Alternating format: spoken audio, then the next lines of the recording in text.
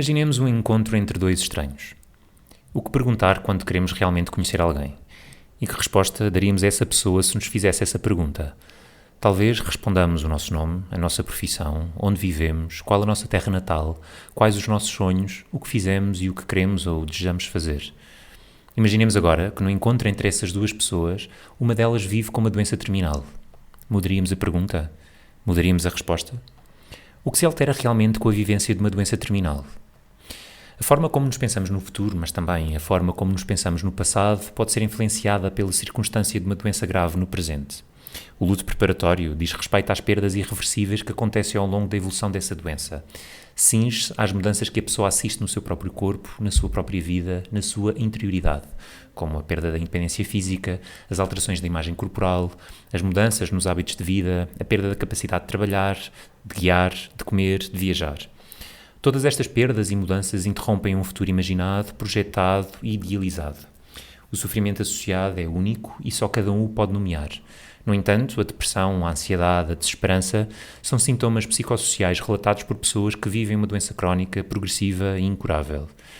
A dignidade humana, objeto de intensa reflexão e reconstrução de significado, é um conceito que acompanha a discussão associada à perda, à morte e ao morrer. Mas hoje falaremos dela em paralelo com a vida e o viver.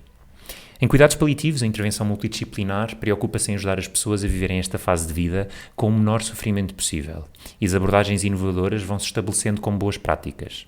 Neste âmbito, a terapia da dignidade é uma intervenção psicoterapêutica breve, com efeitos positivos que têm vindo a ser declarados na evidência científica recente. Consiste num diálogo entre o profissional de saúde habilitado e a pessoa em luto preparatório, onde se elabora a sua narrativa de vida, com vista a ser deixada como legado a alguém significativo. Miguel Julião, médico paliativista doutorado em cuidados paliativos pela Faculdade de Medicina de Lisboa, submeteu ao escrutínio académico a sua tese de doutoramento sobre a eficácia desta terapia. É investigador em cuidados paliativos, sobretudo na área da dignidade, pessoalidade, patologia psicossocial em fim de vida, como a depressão, a ansiedade, a desmoralização ou o desejo de antecipação de morte, e exerce a sua prática clínica na equipa comunitária de suporte em cuidados paliativos de Sintra. É autor de diversos artigos científicos, capítulos de livros e palestras na área de cuidados paliativos. Recebo-o hoje para conversarmos sobre as suas experiências de ouvir histórias de outros que cuidou e em que medida podemos ajudar a reconhecer a dignidade do outro na sua experiência de doença. Olá, Miguel. Olá, Ricardo. É bom rever-te. Obrigado por teres aceitado o convite e vires aqui falar comigo hoje sobre um tema que tens investigado muito e que diz respeito à terapia da dignidade. Nos dias de hoje fala-se muito sobre morrer com dignidade. Eu faço-te outra pergunta. Como é que em cuidados paliativos podemos ajudar o outro a viver com dignidade? Obrigado, Ricardo, e obrigado por este convite, pela simpatia de poder regressar a esta casa, que também foi a minha e continua sempre a ser um local onde eu gosto muito de regressar. Bom, falar de dignidade é falar sobre um metaconceito, não é? Estamos a falar sobre algo que nos dias de hoje, sobretudo no mundo médico, quando a vida é absolutamente instrumentalizável, continua a ser o conceito que resta, quase, é o conceito que abarca sobretudo um valor intrínseco humano e como nós precisamos sempre muito de definições, há uma definição claríssima e muito simples sobre dignidade humana e que se aplica também à dignidade em fim de vida, que é o estado de ter valor, ser honrado ou estimado. E de facto, pela investigação que nós fazemos e daquilo que conhecemos da dignidade, existem dois tipos grandes de dignidade. Uma dignidade humana inalienável, que surge inerente a sermos pessoas, que ninguém nos rouba, que ninguém nos pode tirar. E depois existe aquela que nos interessa muito falar, que vai de encontro à tua pergunta, que é a relacional. E que depende, de facto, de um conjunto de atores, de um contexto e de uma interação, de uma relação. E é nesse que eu acho que nós podemos encontrar os detalhes sobre o que é que nós podemos fazer às pessoas, sobretudo o que é que as pessoas em fim de vida nos dizem que lhes importa quando se sentem com a sua dignidade ameaçada. Portanto, isto para concluir já uma pequena parte relativamente à tua pergunta, que é a dignidade, apesar de ser um conceito que se pode dizer inalienável, que não se questiona, que não se modifica e que não se retira ao ser humano, a dignidade que nos interessa, e depois de alguns anos a estudar o conceito, eu confesso que tenho ainda mais dúvidas agora neste momento do que tinha, Mas o que me interessa sempre, aquilo que eu digo sempre às pessoas, é que dignidade é um conceito profundamente relacional. Ok. E é esse que nos interessa. Ou seja, na forma como nós tratamos o outro, como ele é olhado, e melhor, aquilo que nós sabemos é que a forma como as pessoas se veem espelhadas na relação que têm connosco quando estão em situações de vulnerabilidade, isso é um dos fatores mais importantes para indignificar a pessoa em situação de doença avançada. Ou seja, interessa a forma como nós nos aproximamos, interessa a forma como nós, como profissionais de saúde envolvidos no cuidado de pessoas muito vulneráveis, espelhamos aquilo que as pessoas estão a ver no nosso reflexo. E isso é uma coisa que sobretudo as pessoas em fim de vida se apercebem na relação com os profissionais de saúde em poucos minutos de interação. Se não houver disponibilidade, se não houver respeito, se não houver aquilo que o professor Chochinov chama de care tenor, a tonalidade de cuidar, aquela noção de que tu importas para mim, eu estou aqui para ti, isso é um dos fatores mais importantes, e dir-se-ia que a dignidade na relação humana é quase como um conceito de lente que nos permite uma aproximação diferente à pessoa em situação de sofrimento e que nos permite identificar áreas que podem diminuir este valor intrínseco do ser humano. É muito interessante porque, sendo dignidade um metaconceito, e às vezes um conceito que, quando nós nos propomos a tentar estudar a dignidade, muitas vezes abusivamente utilizado e com o perigo de ser perdido do nosso léxico. Ser banalizado a expressão. Exatamente, banalizado, porque tu encontras referências de dignidade do ponto de vista religioso, social, laboral, político. Ele é de facto um conceito que mereceu uma grande importância, sobretudo depois da Segunda Grande Guerra, não é? Portanto, tu encontras em qualquer Constituição de qualquer república um dos primeiros artigos sobre dignidade humana. Portanto, isso é um valor quase de chapéu de chuva, não é? Que serve muito tudo o resto, e abarcando também o conceito de respeito. O que eu tento sempre a dizer às pessoas é que é preciso tornar o conceito de dignidade inteligível, é preciso que ele seja executável. E ele, de facto, torna-se executável, inteligível e perceptível para aqueles que trabalham com as pessoas, porque nós conseguimos fazer um conjunto de investigações pedindo às pessoas para nos dizer o que é que a indignifica, o que é que potencia o seu sentido de dignidade.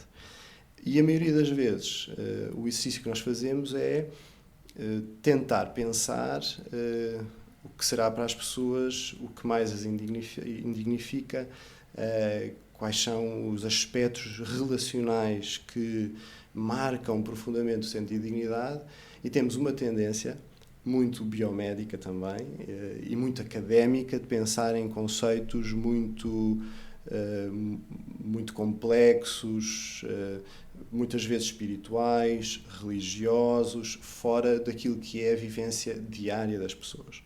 E quando percebemos, por esses relatos e pela investigação científica, que a dignidade relacional e tudo aquilo que mais indignifica as pessoas em fim de vida pode estar relacionado com esses aspectos um bocadinho mais globais da experiência humana, mas sobretudo relaciona-se com aspectos da vida diária das pessoas.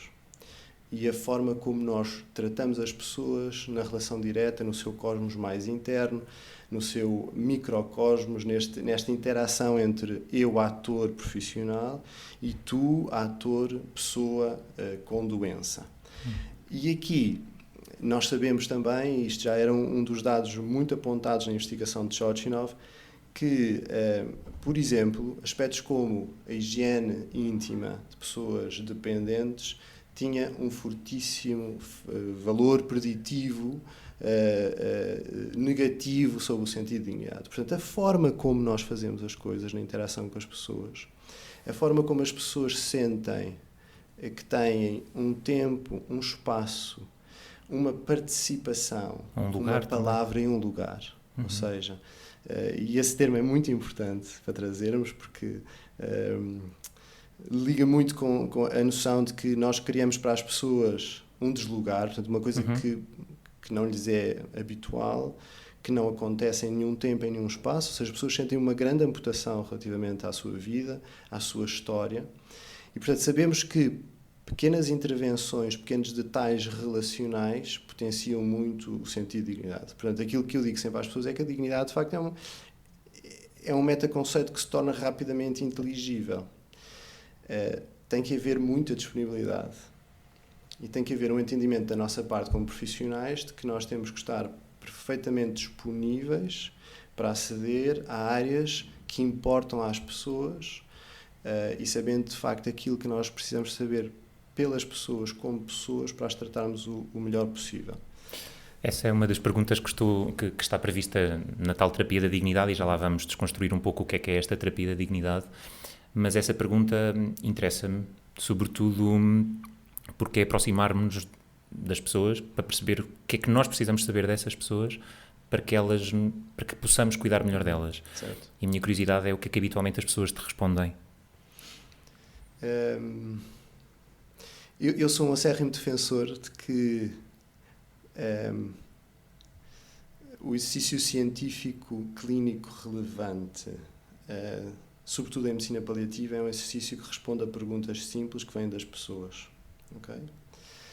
Eu estou de acordo com a rocket science, não é? Nós precisamos de avanços científicos de topo, mas não ponho menos importância em determinadas intervenções que aparentemente são muito simples, mas que regressam ao conceito de pessoalidade, da personhood, não é? Aquilo que tu és como pessoa e que me interessa auscultar para trazer o melhor que eu possa para ti. E, de facto, toda a construção da terapia da dignidade se baseia na questão de que eu preciso saber de ti e da tua história enquanto pessoa. Tu interessas-me ainda, um bocadinho na raiz de MC Cecily Saunders. Eu estou aqui porque tu interessas. E, de facto, tu interessas e a tua história é absolutamente crucial para ti e para os outros depois de tu morreres e para mim como profissional. A maioria das vezes, e eu acho que aquilo que tu me estás a perguntar é sobre a pergunta da dignidade, não é? Que é uma pergunta única, que está traduzida e validada para português. O que é que eu preciso de saber sobre si enquanto pessoa, e eu sublinho enquanto pessoa, para poder trazer-lhe o melhor cuidado possível. E a maioria das vezes, Ricardo, as pessoas não me sabem responder. Não me sabem responder porque nós não criamos uma sociedade que responda a isto mesmo sem doença. Nem que pergunte. Exatamente, nem que pergunte. E entrando no mundo patológico, não é? No mundo da doença e dos exames, tu acabas por ser o nódulo da mama, o cancro do pulmão, e isso tem uma determinada importância, mas não deve excluir também o que tu és como pessoa e o que tu sentes como pessoa. Ou seja, nós não nos habituámos a ver o conceito da doença e da dolência, não é? A dolência para nós é uma coisa que se torna no mundo da busca da cura, torna-se uma coisa muito paralela ao nosso interesse, e aquilo que nós sabemos com estas intervenções simples de aumento do sentido de dignidade e a sensação de ser pessoa, é que estas intervenções simples têm eficácia não só nas pessoas a quem tu perguntas, elas sentem que têm um tempo e um espaço para falar sobre elas, sentem uma importância que lhes era negada, muito amputada durante o processo de doença. Uma perda. Exatamente. E sabemos também que quando tu fazes essas perguntas e as inseres o resultado da pergunta da dignidade num processo clínico e vais medir o grau de satisfação, de empatia, de proximidade dos profissionais com essas pessoas, eles sentem-se mais satisfeitos, mais próximos e o grau de empatia aumenta.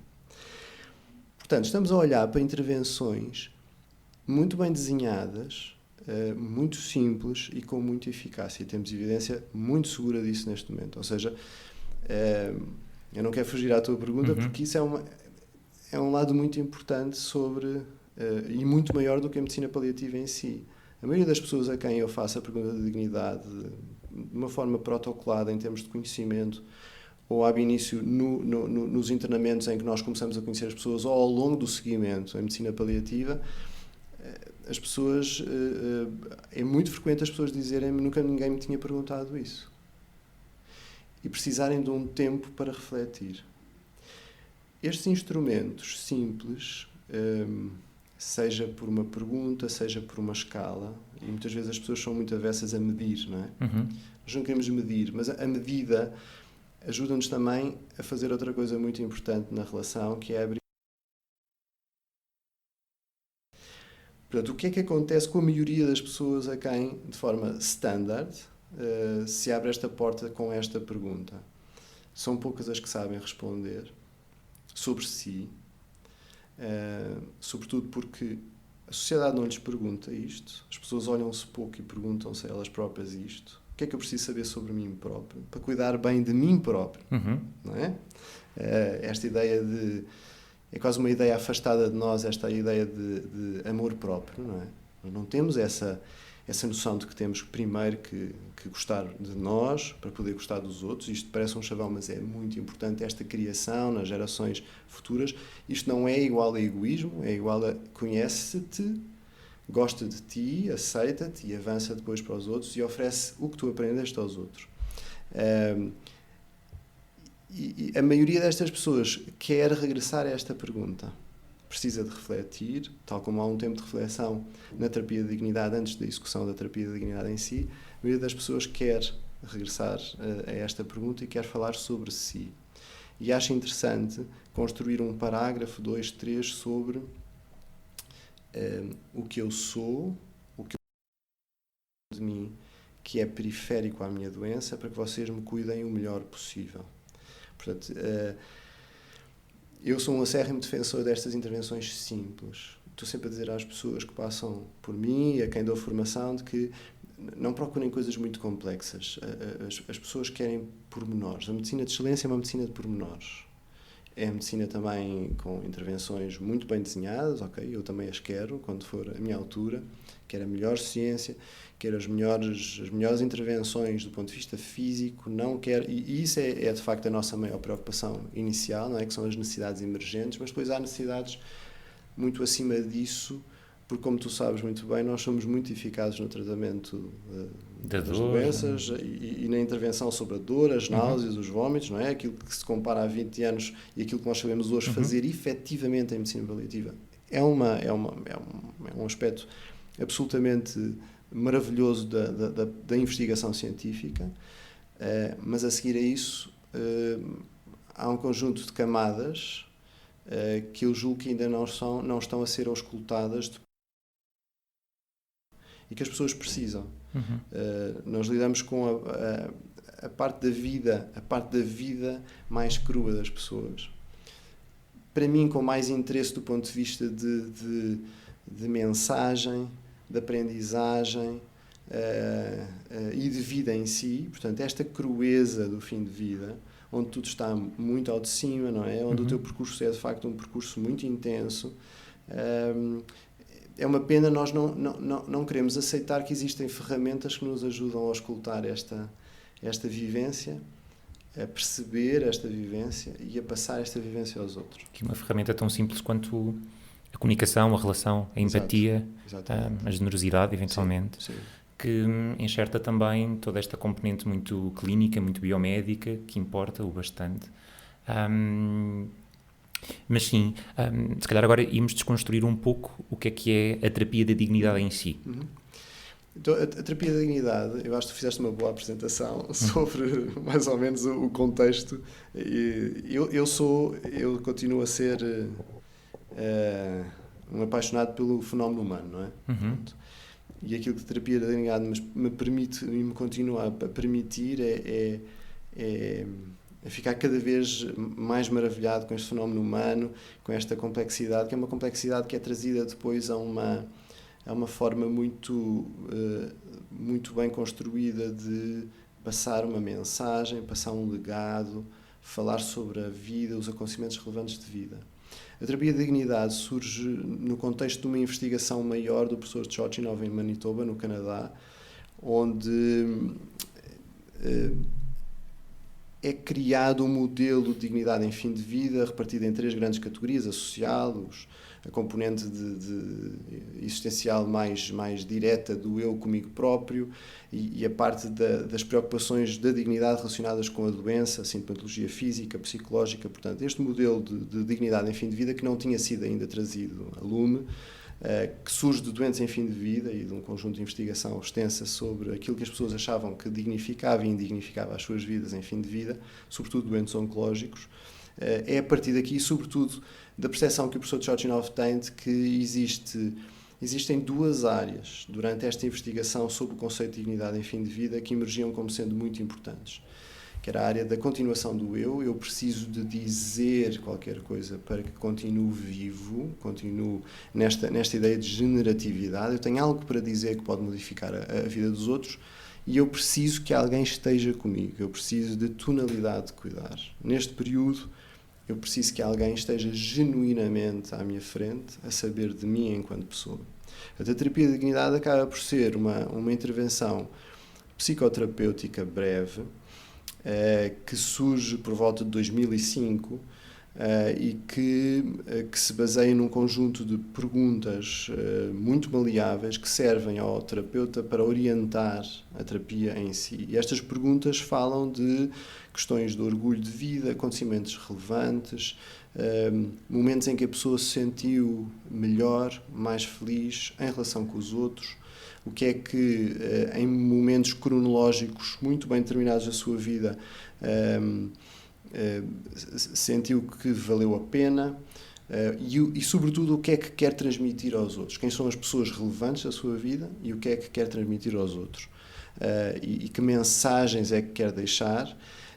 A terapia de dignidade normalmente é uma terapia que se faz numa hora, claro que é tão maleável na sua construção, pode ser feita em algumas outras sessões. Nós sabemos que em medicina paliativa há pessoas que não conseguem, pelo peso da sua doença, da sintomatologia, não conseguem fazer, mas ela pode ser interrompida e fazer noutras sessões, mas normalmente, na maioria dos casos, faz numa única sessão de 60 minutos, e tem 3 momentos grandes, ou seja, a terapia de dignidade não é só o momento da execução da terapia de dignidade, há um primeiro momento de introdução, em que nós identificamos as pessoas que têm benefício ou que querem fazer, onde nós explicamos os benefícios que, de facto, científicos que a terapia de dignidade tem demonstrado, e tem muitos, ou seja, neste momento é inquestionável a eficácia da terapia de dignidade na vida das pessoas, sobretudo dos doentes em fim de vida. Apresentamos a terapia de dignidade num primeiro momento e damos à pessoa o conjunto de perguntas que propomos fazer, 11, 12 perguntas que propomos fazer sobre o orgulho, o sentido dos acontecimentos relevantes da vida, onde é que se sentiram mais vivas, o que é que querem transmitir aos outros, e nesse momento a terapia de dignidade e a sua eficácia começa, não é? Porque nós estamos a dizer às pessoas não temos nada na manga. Há aqui um conjunto de perguntas que nós damos e começamos no empoderamento à pessoa. Portanto, é sobre isto que nós queremos e que propomos falar. Claro que a pergunta 1, 2 e 3 e 4 não tem este encadeamento obrigatório. É dinâmica, portanto. É dinâmica, muito maleável. Há pessoas que não querem sequer falar sobre questões de orgulho ou determinados aspectos da sua vida numa determinada fase em que não querem falar, e portanto isso é absolutamente respeitado. Respondemos a uma série de questões sobre qual é o conteúdo, dizemos que esta terapia é gravada em registro áudio para que o terapeuta não perca nada durante a execução da terapia da dignidade, e para depois poder pegar nesse áudio e nas suas notas e poder transcrever para um documento escrito, que se chama documento delegado, que depois é entregue à pessoa em fim de vida, para que esta entregue a quem considerar que são as pessoas relevantes na sua vida. Portanto, temos o primeiro momento de introdução, depois uma marcação o mais breve possível da execução da terapia da dignidade e depois a construção do documento delegado e a entrega do documento delegado pelo doente aos seus familiares, aos seus amigos, ou então a não entrega, não é? A leitura só. E muito resumidamente, é uma terapia que pretende auscultar a pessoa, que está sobretudo desenvolvida para o sofrimento existencial, para as questões de depressão e ansiedade, desejo de antecipação de morte, desmoralização. Isso é um dos principais resultados da nossa investigação em Portugal, mas pode ser feita em pessoas que no seio das equipas se identifiquem com querer falar sobre si próprias, quererem narrar o que é importante para elas e que transmitir qualquer coisa sobre a sua vida. Portanto, não é obrigatório e até é desejável que isto seja mais uma ferramenta das equipas para que elas possam utilizar algo em favor das pessoas, indo ao encontro de uma vontade que é: eu preciso falar sobre mim, eu preciso falar sobre a minha história, eu quero dizer qualquer coisa aos outros. Que é também dizer, eu preciso que saibam a minha história, Exatamente. E que me reconheçam nessa história e nesse lugar. Nesse lugar. O acompanhamento depois, quando é entregue este documento legado, é sempre uma carta, pode ser áudio, pode ser vídeo, pode ser outra forma? Ou... O registro escrito tem uma razão de ser. As primeiras formas de entender a terapia de dignidade enquanto estava a ser desenvolvida eram em vídeo, e grande parte das pessoas que se viu no vídeo disse eu não sou isto. Ok, não se reviram. Portanto, eu não quero que a minha imagem seja a imagem de uma pessoa doente. Nem a minha voz seja passada como está. Porque é frequente, durante a terapia de dignidade, nós termos, durante o registro áudio, alguns momentos de esgar de dor, interrupção por alguém que chega e que interrompe a terapia, mesmo tentando salvaguardar a privacidade e a intimidade do momento.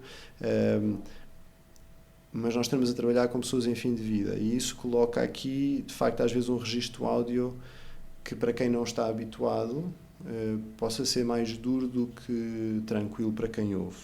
Portanto, ficou preconizado, porque a palavra dita é diferente do que a palavra escrita, não é? Na palavra escrita, depois tu consegues editar um documento que fala sobre as principais linhas daquilo que foram os temas grandes abordados, e portanto tu consegues depurar muito e criar quase uma voz que tu ouves quando lês, que é a voz que tu guardas dessa pessoa e não a que está realmente gravada e corresponde àquele período específico que muitas vezes é envolto com sintomatologia, com paragens. Sim. É sempre possível aderir a um outro modelo. Há que terem atenção que pode haver algum dano ao ouvir ou entregar determinado tipo de gravações sobre as pessoas em fim de vida, para já, porque eu não sei se será essa forma como as pessoas querem ser vistas, e muitas vezes nós assistimos a isso nas unidades paliativas, não é? Quantas vezes temos doentes em fases muito avançadas da sua doença, mas que têm ao seu lado uma fotografia de quando eram jovens, querendo representar que é assim que eu quero que tu me vejas.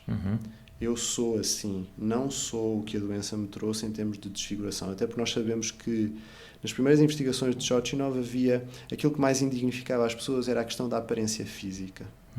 Portanto, a forma como tu me vês e a forma como eu vejo espelhado no teu olhar, tu profissional de saúde, a desfiguração e a doença e não a pessoa indignifica. Portanto, a forma como nós vemos as pessoas e como interagimos com as pessoas e elas veem espelhado em nós a pessoa e não a doença, a desfiguração, é muito importante. E vamos novamente àquele assunto da dignidade, é uma questão de detalhe, não é?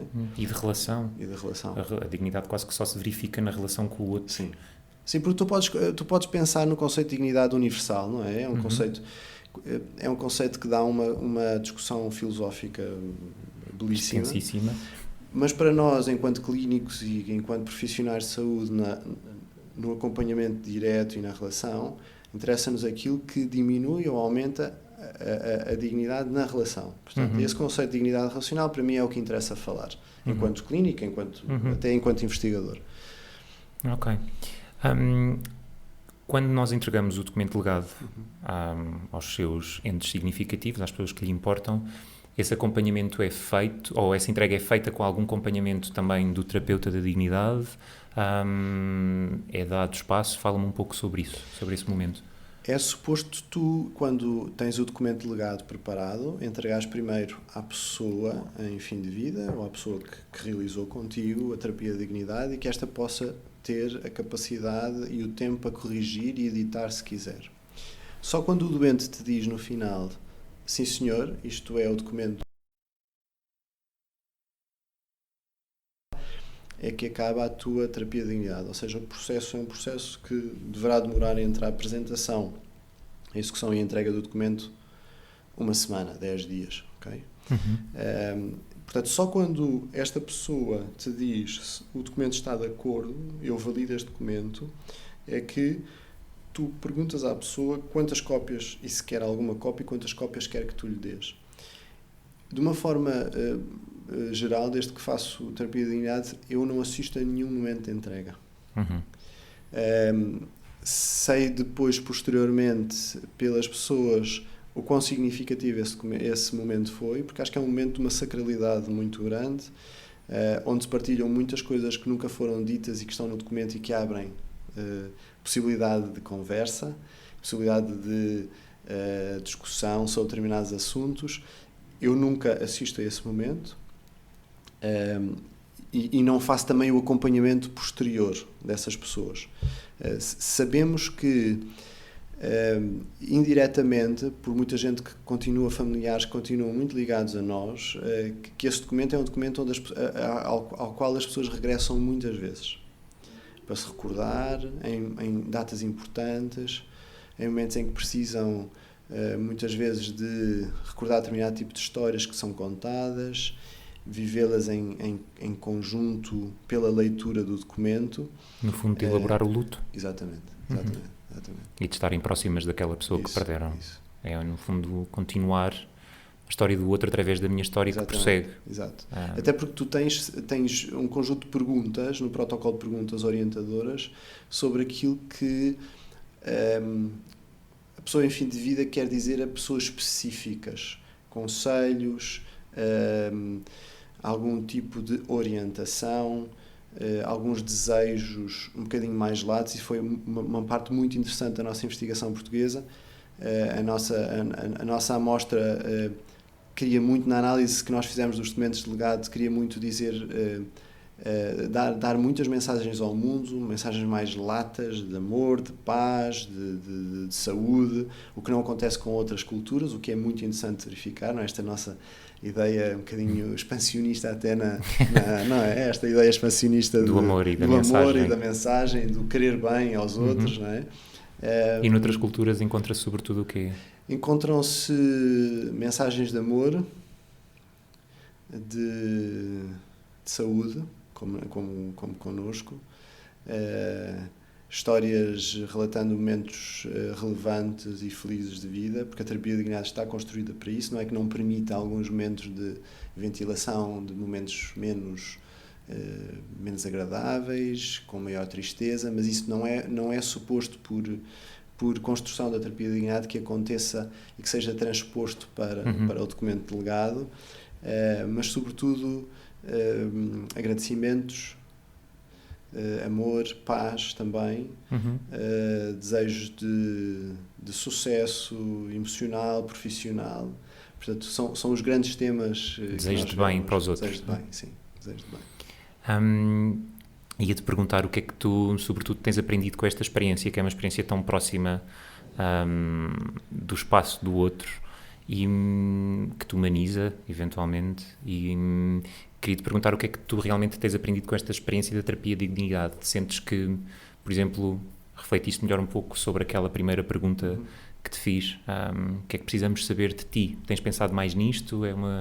Penso muito sobre isso para a minha vida. O que é que eu preciso saber sobre mim e o que é que eu preciso que as pessoas que me amam saibam sobre mim para me acompanharem melhor no meu percurso de vida, né?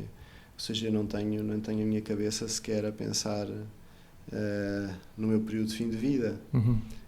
E acho que a dignidade tem-me dado essa lente diferente de ouvir mais e intervir menos. As pessoas estão com muitas respostas dentro delas. E a terapia de dignidade deu uma capacidade de entender que as pessoas precisam, muitas vezes, apenas da presença que permite. As pessoas não estão despidas de possibilidade, as pessoas não estão despidas de capacidade, as pessoas não morrem nunca.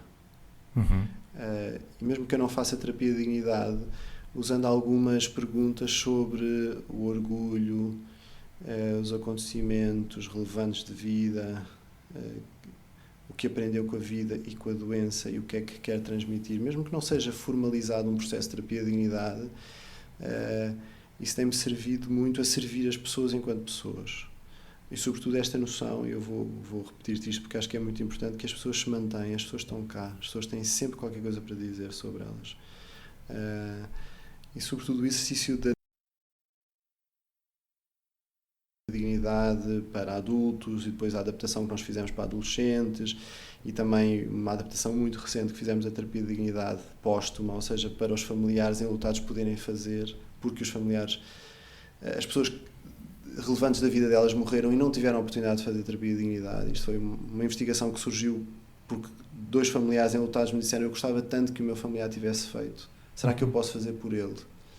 Como nós não tínhamos este horizonte, não havia esta criação, houve aqui depois de adaptarmos para os adolescentes, houve aqui uma adaptação, porque a terapia de dignidade é esta intervenção psicoterapêutica tão plástica, tão abrangente e que tem tomado tantas asas que nós adaptámos para um documento póstumo, ou seja, um conjunto de perguntas onde a pessoa enlutada se senta e responde a um determinado de perguntas adaptadas pela pessoa que faleceu. E isso tem-nos trazido, de facto, uma experiência absolutamente extraordinária de noção de resolução de problemas, de conseguir-se, às vezes, sentir que esta pessoa, enquanto nós respondemos àquelas perguntas e personalizamos com o nome das pessoas que morreram aquelas perguntas, encerrar alguns lutos e encerrar alguns momentos que, fruto, por exemplo, da pandemia, não puderam ser feitos de forma formal, ou seja, como tu sabes... Ritualizada. Exatamente. Houve aqui uma amputação muito significativa deste ritual de encerramento, de presença, de observação do corpo, de cuidados pós-mortem de despedida. E de despedida. Portanto, este instrumento, para já, tem-nos permitido entender que nós podemos continuar sempre a fazer pelas pessoas. E a terapia de dignidade tem-me ensinado isso, que eu continuo capaz de fazer, se fizer terapia de dignidade àquela pessoa específica, continuo a ter um instrumento que permite aos adolescentes falar sobre a sua vida quando padecem doenças avançadas e deixar qualquer coisa dita às pessoas que amam, aos seus amigos, aos seus pares, a quem eles quiserem, em diferentes formatos, áudio, vídeo, aí já muito diferente, e depois a criação de uma possibilidade de completar, de olhar para alguém como morreu como alguém presente e por quem se pode responder a determinadas perguntas, porque estas pessoas não conseguiram falar sobre a sua vida. E há uma das perguntas específicas que até foi inserida de novo, que fala sobre algum desejo particular que não se tivesse cumprido e que quisesse cumprir. E sabemos, pelo menos, já de 2 pessoas que cumpriram esse desejo pós-mortem, não é? De forma póstuma, o que é muito bonito. A pergunta que tu me fazes é uma pergunta muito complexa. Pois é. É muito complexa. Mas... sobretudo depois de eu ter percebido que a terapia de dignidade prova a diminuição da depressão, da ansiedade, da desmoralização, do desejo de antecipação de morte, dizendo às pessoas: eu estou aqui, a tua vida interessa-me, a tua história é relevante e eu quero ouvi-la e quero ajudar-te a passar isto às pessoas que tu amas. Isto permite-me acreditar. E permite-me continuar, não é? Apesar do cansaço e das dificuldades, não é? Nós somos sempre capazes de continuar e não desistir pelas pessoas, e para mim este é um instrumento que me ajuda muito a não desistir das pessoas, sobretudo a olhar para pequenos pormenores. Sabes que é difícil,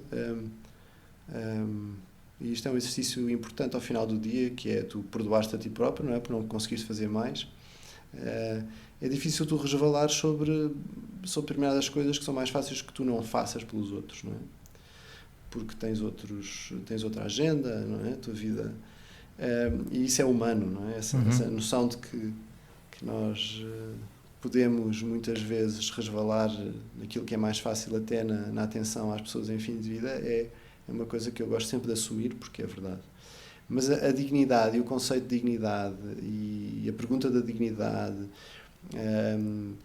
e esta noção de que se eu não conseguir fazer tudo, há um detalhe que eu posso aprimorar na relação, no aqui e no agora com esta pessoa, que vai ser seguramente significativo, como por exemplo eu saber que a forma como eu destapo alguém, a forma como eu peço autorização a alguém, a forma como eu me apresento e digo ao que venho, a forma como a pessoa se sente que não é mais um número, que tem uma história que me interessa, mesmo que ela me diga o que fez, como gosta de ser tratada, o que sente quando está nesta posição, e que isto dure 5 minutos. Eu sei que isto é um exercício poderoso e portanto, essa lente ajuda-me sempre muito a cuidar melhor, mesmo que seja em momentos de maior cansaço ou de menos disponibilidade. Portanto, o exercício da dignidade ajuda-me a olhar as pessoas ao pormenor. E como tu sabes, nós somos muito bons a pormenorizar. Não é? E a medicina é ótima a pormenorizar. E aquilo que e isso é extraordinário, não é? Os avanços são extraordinários. E se tu vires, nós somos capazes de viajar daqui à Lua, sondas em Marte, não é? Nós temos uma capacidade descoberta fora de nós absolutamente incrível. É mais difícil dentro de nós próprios, não é? E é mais difícil estar neste momento a ser regressar à descoberta do outro na relação, não é? Ou seja, tu vês muitas pessoas que se cruzam pela sombra, mas na verdade tu não encontras muita disponibilidade dentro de ti, fruto da sociedade onde tu vives, do que é muito imediato, fácil. Tu não encontras muita disponibilidade entre ti para fazeres o exercício da compaixão. O exercício da compaixão que se mistura muito com o exercício da dignidade, não é um exercício de dizer sim a tudo, não é? O exercício da compaixão é um exercício de proximidade, é um exercício de tu poderes entender que não é fácil tu dizeres a ti próprio constantemente, mas exercita-se e depois torna-se tranquilo dentro de ti. Está a dor. Este é o exercício onde a sociedade moderna quer fugir, não é? Sim. Se tu não ensinares isso aos teus filhos, se não disseres aos teus filhos que de facto as pessoas têm períodos de vida piores e que vão ser capazes de os ultrapassar com os outros, se tu não ensinares aos teus filhos que o exercício de estender a mão e estar onde está o sofrimento é um exercício ao qual eles se habituam e que se torna habitual para eles e comum e natural e que não lhes é estranho, tu crias uma sociedade que não é avessa ao sofrimento, não é? Que não foge do sofrimento. Portanto, nós temos construído, como sabes, uma sociedade onde tudo é ascético, onde desde o nascimento à morte há um conjunto de procedimentos que te levam sobretudo no fim de vida e nas alturas de maior degradação do ser humano, em que tudo é escondido, não é? Nós temos esta capacidade imensa de esconder.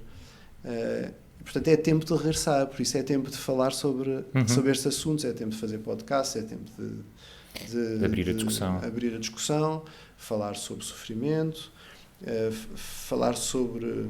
Isso é uma das coisas que o exercício da terapia da dignidade também me ensinou e que está muito bem patente na literatura, na evidência científica toda, é que terminalidade não é sofrimento, não é sinónimo de sofrimento, não é? E que nós somos de facto capazes, por um conjunto de intervenções várias, farmacológicas, não farmacológicas, psicoterapêuticas, e todas elas relacionadas na questão de que as pessoas importam para nós, e nós somos capazes e não podemos ter medo de enfrentar o sofrimento e de conseguir dizer que ele faz parte desta fase de vida, mas não confundamos fim de vida com a terminalidade com o sofrimento e fim de vida com o sofrimento.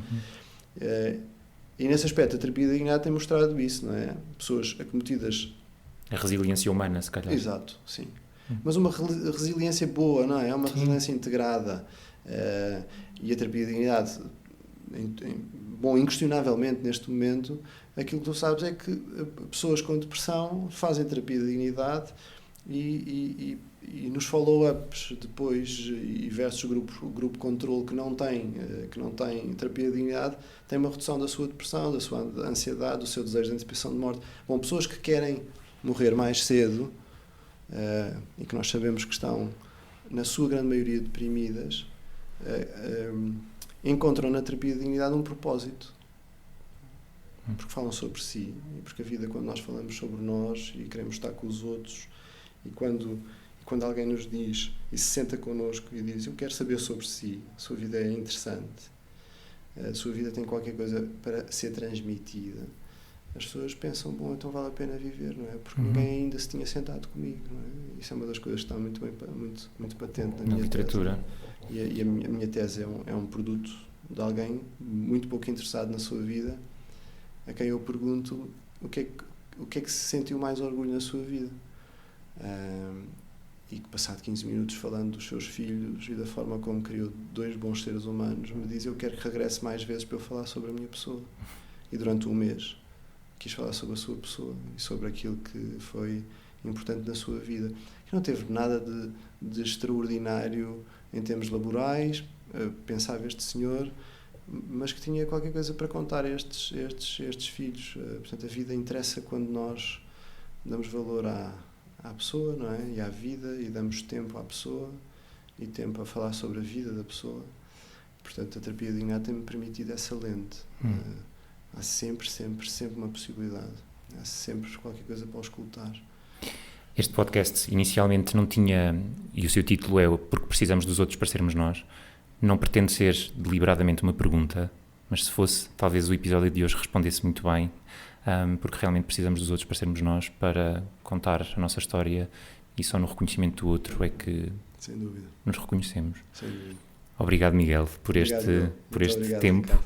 E até breve. Até breve, obrigado.